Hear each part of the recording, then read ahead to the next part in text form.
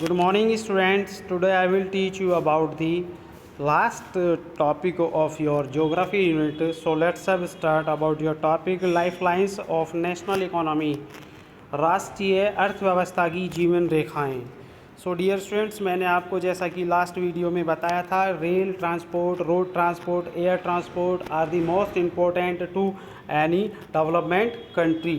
Okay students, सबसे पहले हम बात करेंगे इस टॉपिक के मल्टीपल चॉइस क्वेश्चंस की.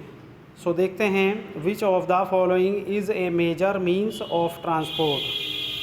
निम्नलिखित में से कौन सा मेजर मीन्स ऑफ ट्रांसपोर्ट है. सबसे पहले इसका जो सही आंसर है वो है roadways.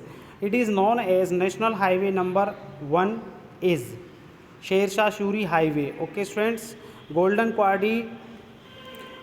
Quadrilateral highways is related to. Dear students, road transport is the right answer. Border road was formed in 1960 is the right answer of this question. So next question is, which two of the following extreme locations are connected by the east-west corridor? So Silchar and Porbandar is the right answer of this question. The first rail was tracked in India in 1853 is the right answer of this question. India's first rail was run between two of the following stations. Mumbai Thane is the right answer of this question. Which mode of transport reduces transshipment losses and delays?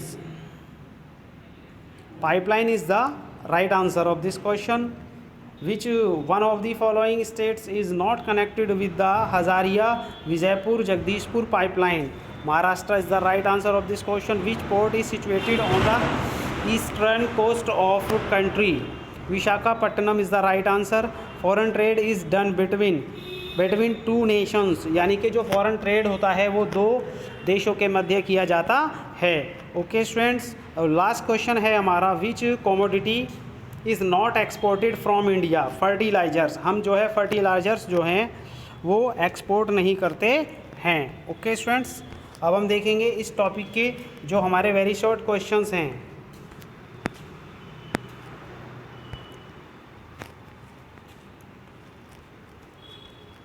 इसके बाद आपकी जो geography unit है वो बिल्कुल ख़त्म होने वाली है. सो आप लोग इस जो हमारा ज्योग्राफी यूनिट है इसको साथ के साथ लर्न करते चलें. ओके स्टूडेंट्स, अब हम बात करेंगे वेरी शॉर्ट क्वेश्चंस की. Where and why is rail transport the most convenient means of transportation? Rail transport जो है किस तरह से सुविधाजनक रेल ट्रांसपोर्ट कहा जाता है? Due to vast northern plains, the high population density, rich agriculture and abundant natural resources, industrialization and urbanization in India, the railways are the most important means of development and comfort. Bharat के अंदर जो urbanisation हुआ है, industrialisation हुआ है, ठीक है, ये हमारा रेलवे के नॉर्दर्न प्लेन्स के अंदर जो रेलवे का विस्तार हुआ है उसके कारण हुआ है. जिसके कारण क्या हुआ है?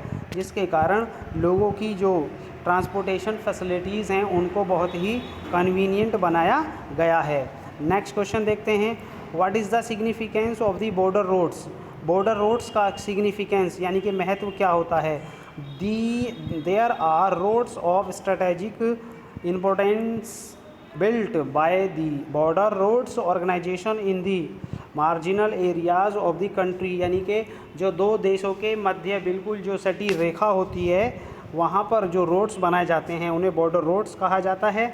These roads have improved accessibility in areas of difficult terrain and have helped in the economic development of these areas, यानी कि इन क्षेत्रों में जो ये रोड्स डेवलप किए जाते हैं ये आर्थिक दृष्टिकोण से बहुत ही महत्वपूर्ण होते हैं.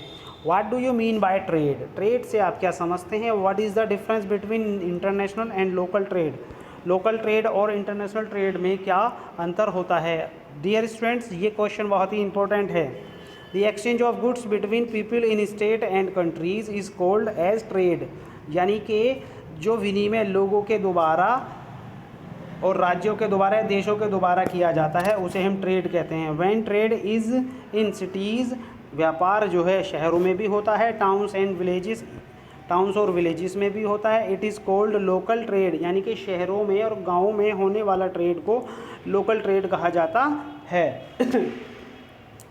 But when a country exchange through goods और करेंसी फ्रॉम अनदर कंट्री, जब एक देश दूसरे देश के साथ में किसी सामान को या करेंसी को चेंज करता है तो उस ट्रेड को इंटरनेशनल ट्रेड कहा जाता है। ओके स्टूडेंट्स, अब हम बात करते हैं एक्सप्लेन, नेक्स्ट क्वेश्चन की। Explain 2 benefits of Airways. Airways के 2 बेनिफिट्स पूछ रहा है, 2 लाभ पूछ रहा है। तो देखेंगे सबसे पहले, Airways is a fast moving instrument. Airways जो है बहुत ही फास्ट मूविंग इंस्ट्रूमेंट होता है, क्योंकि एरोप्लेन जो होता है वो बहुत ही तेज़ी से चलता है। नेक्स्ट क्वेश्चन है, इट इज़ ऑल्सो, सॉरी इसी का जो सेकंड पॉइंट है देखेंगे, it is also important of ensuring and organising the security arrangements of the borders of the country. इससे हमारे जो देश की सुरक्षा है, वो जो हमारा बॉर्डर एरियाज़ होता है या हमारा जो पूरा कंट्री का जो बॉर्डर लाइन है, उनको जो सिक्योर किया जाता है एयरवेज के ही माध्यम से किया जाता है। What is international trade? International trade क्या है? Exchange of goods and services between 2 और more countries is called international trade. 2 देशों के मध्य होने वाले व्यापार को अंतर्राष्ट्रीय व्यापार कहा जाता है। Okay students, so last question है हमारा इस टॉपिक का। तो देखेंगे, what is the in meaning of favourable balance of trade. Favourable balance क्या होता है, इसका क्या अर्थ होता है? When the value of export exceeds the value of imports it is called a favorable balance of trade।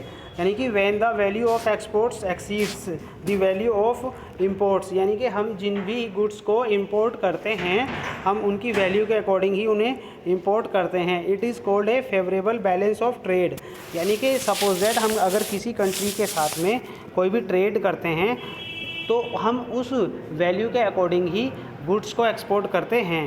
So dear students, अब आप इस वीडियो को देखें अच्छे से और आप इस वर्क को भी लर्न करें और इस वर्क को अपनी फेयर कॉपी में भी नोट करें। Good bye students.